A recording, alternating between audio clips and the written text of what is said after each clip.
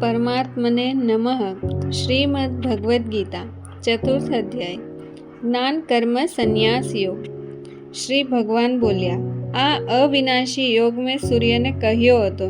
સૂર્ય પોતાના પુત્ર વૈવસ્વ મનુને કહ્યો અને મનુએ પોતાના પુત્ર રાજા ઈક્ષ્વાકુને કહ્યો. હે પ્રતાપ, આમ પરંપરાથી પ્રાપ્ત આ યોગને રાજર્ષિઓએ જાણ્યો, પણ ત્યારબાદ તે યોગ ઘણા સમયથી આ પૃથ્વી લોકમાં લગભગ લુપ્તપ્રાય થઈ ગયો. તું મારો ભક્ત અને પ્રિય સખા છે, માટે એ જ આ પુરાતન યોગ આજે મેં તને કહ્યો છે, કેમ કે આ ઘણું ઉત્તમ રહસ્ય છે, એટલે કે ગુપ્ત રાખવા યોગ્ય વિષય છે. અર્જુન બોલ્યા, આપનો જન્મ તો અર્વાચીન હાલનો છે, જ્યારે સૂર્યનો જન્મ તો ઘણો પહેલાનો છે, એટલે કે કલ્પના આરંભે થયેલો છે. તો હું એ વાતને કેમ સમજું કે તમે જ કલ્પના આરંભે સૂર્યને આ યોગ કહ્યો હતો? હે પ્રતાપ અર્જુન, મારા અને તારા ઘણા બધા જન્મો થઈ ચૂક્યા છે. એ બધાને તું નથી જાણતો, પણ હું જાણું છું. હું અજન્મા અને અવિનાશી સ્વરૂપ હોવા છતાં પણ તેમજ બધાય પ્રાણીઓનો ઈશ્વર હોવા છતાંય પોતાની પ્રકૃતિને આધીન કરીને પોતાની યોગમાયાથી પ્રગટ થાઉં છું. હે ભારત, જ્યારે જ્યારે ધર્મની હાનિ અને અધર્મની વૃદ્ધિ થાય છે, ત્યારે ત્યારે હું પોતાના રૂપને સર્જું છું, એટલે કે સાત્સક રૂપે લોકો સમક્ષ પ્રગટ થાઉં છું.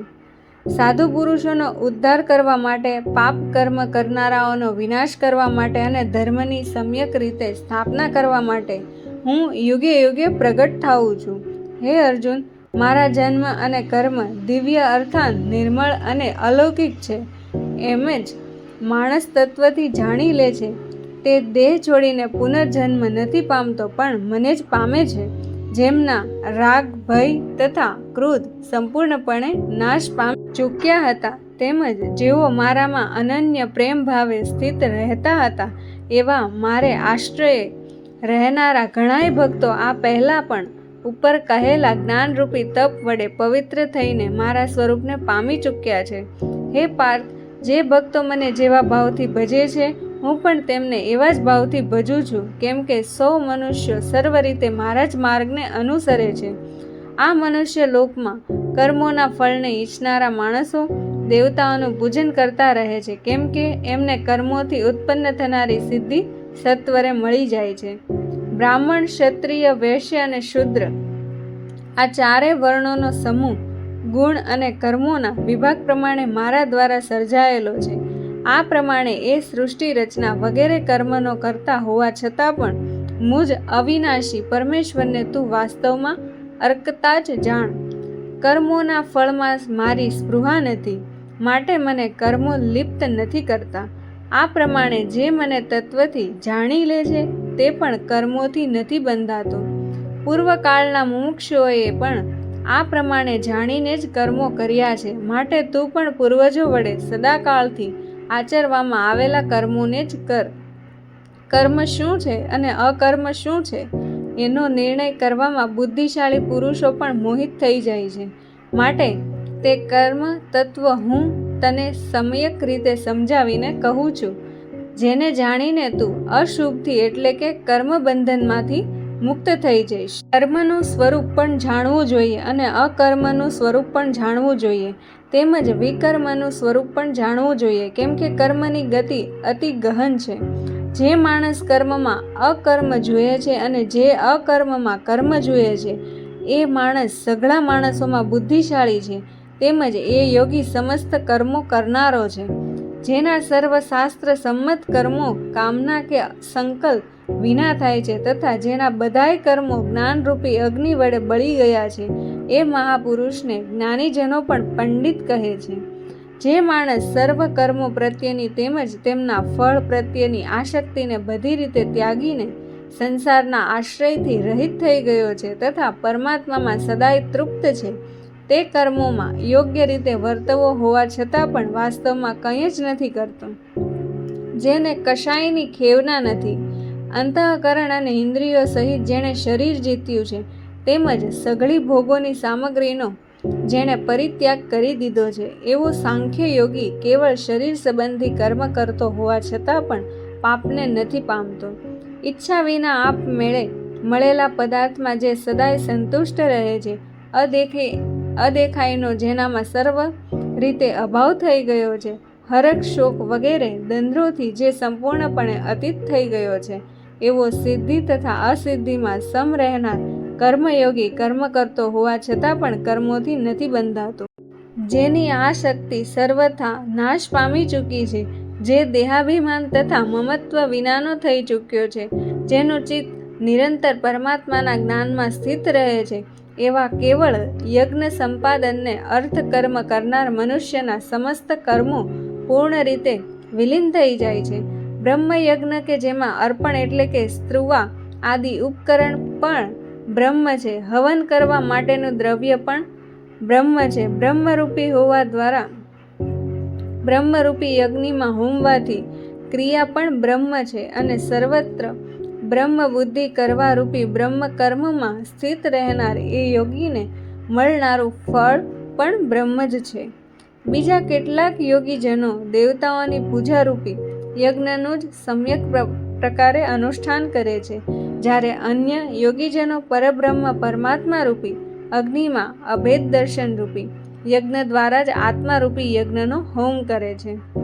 અન્ય કેટલાક યોગીઓ શ્રોત વગેરે સંઘળી ઇન્દ્રિયોને સંયમરૂપી યજ્ઞોમાં હોમે છે, તો વળી બીજા કેટલાક યોગીજનો શબ્દ વગેરે સર્વ વિષયોને ઇન્દ્રિયોરૂપી અગ્નિઓમાં હોમતા રહે છે. અન્ય યોગીજનો ઇન્દ્રિયોની સર્વ ક્રિયાઓને તથા પ્રાણોની સમસ્ત ક્રિયાઓને જ્ઞાન વડે પ્રજ્વલિત આત્મસંયમ યોગરૂપી અગ્નિમાં હોમી દે છે. અન્ય કેટલાક માણસો દ્રવ્ય સંબંધી યજ્ઞ કરનારા છે, કેટલાક તપરૂપી યજ્ઞ કરનારા છે, બીજા કેટલાક પુરુષો અષ્ટાંગ યોગરૂપી યજ્ઞ કરનારા છે, અને વળી કેટલાક અહિંસા આદિ લોકોત્તર વ્રતો પાળનારા પ્રયત્નશીલ માણસો સ્વાધ્યાયરૂપી જ્ઞાન યજ્ઞ કરનારા છે. બીજા કેટલાય યોગીજનો અપાન વાયુમાં પ્રાણવાયુને હોમે છે, તેમજ અન્ય યોગીજનો પ્રાણવાયુમાં અપાન વાયુને હોમે છે, તો અન્ય કેટલાય નિયમ પ્રમાણે આહાર કરનારા પ્રાણાયામ પરાયણ માણસો પ્રાણ અને અપમાનની ગતિને રોકીને પ્રાણોને પ્રાણોમાં જ હોમે છે. આ સઘળાય સાધકો યજ્ઞો દ્વારા પાપોનો નાશ કરનારા તેમજ યજ્ઞોને જાણનારા છે. હે કુરુશ્રેષ્ઠ, યજ્ઞમાંથી બચેલા અમૃતનો અનુભવ કરનારા યોગીજનો સનાતન પરબ્રહ્મ પરમાત્માને પામે છે, જ્યારે યજ્ઞ ન કરનાર માણસ માટે તો આ મનુષ્ય લોક પણ સુખદાયક નથી, તો પરલોક ક્યાંથી સુખદાયક હોય?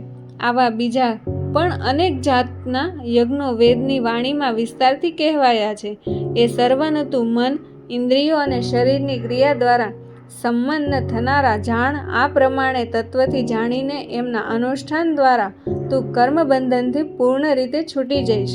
હે વર્તક, દ્રવ્યમય યજ્ઞની અપેક્ષાએ જ્ઞાન યજ્ઞ ઘણો ચડિયાતો છે, તથા હે પાર્થ, સઘળા કર્મો જ્ઞાનમાં સમાપ્તિને પામે છે.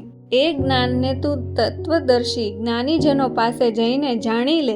એમને યોગ્ય રીતે દંડવત પ્રણામ કરવાથી, એમની સેવા કરવાથી તેમજ કપટ છોડીને સરળ ભાવે પ્રશ્ન પૂછવાથી પરમાત્મા તત્વને બરાબર ઓળખનાર એ જ્ઞાની મહાત્માજનો તને એ તત્વજ્ઞાનનો ઉપદેશ આપશે.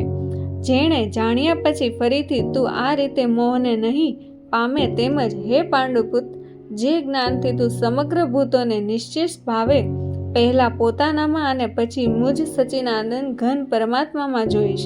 જો તું બીજા સમસ્ત પાપીઓ કરતાં પણ વધારે પાપ કરનાર હોય તો પણ તું જ્ઞાનરૂપી નાવડા દ્વારા નિસંદેહ આખા પાપ સાગરને સારી રીતે પાર કરી જઈશ.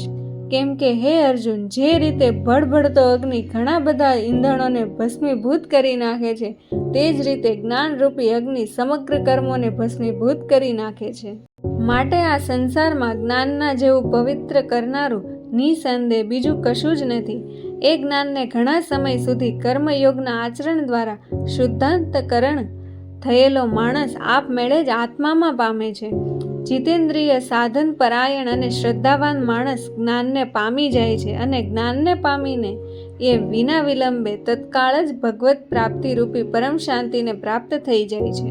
પણ વિવેકહીન, અશ્રદ્ધાળુ તેમજ સંશયગ્રસ્ત માણસ પરમાર્થથી નિશ્ચિતપણે ભ્રષ્ટ થઈ જાય છે. આવા સંશયગ્રસ્ત મનુષ્ય માટે ન આ લોક છે, ન તો પરલોક, કે ન સુખ. હે ધનંજય, જેણે કર્મયોગના આચરણ દ્વારા સમગ્ર કર્મો પરમાત્મામાં અર્પી દીધા છે તથા જેણે વિવેક વડે સકળ સંશયોનો નાશ કરી દીધો છે, એવા વશ કરેલ અંતઃકરણના પુરુષને કર્મો નથી બાંધતા. માટે હે ભરતવંશી, તું હૃદયમાં રહેલા આ અજ્ઞાનજનિત પોતાના સંશયને વિવેક જ્ઞાન રૂપી તલવાર વડે છેદીને સમત્વરૂપ કર્મયોગમાં સ્થિત થઈ જા અને યુદ્ધ માટે ઊભો થઈ જા. જ્ઞાન કર્મ સંન્યાસ યોગ નામનો 4થો અધ્યાય સમાપ્ત.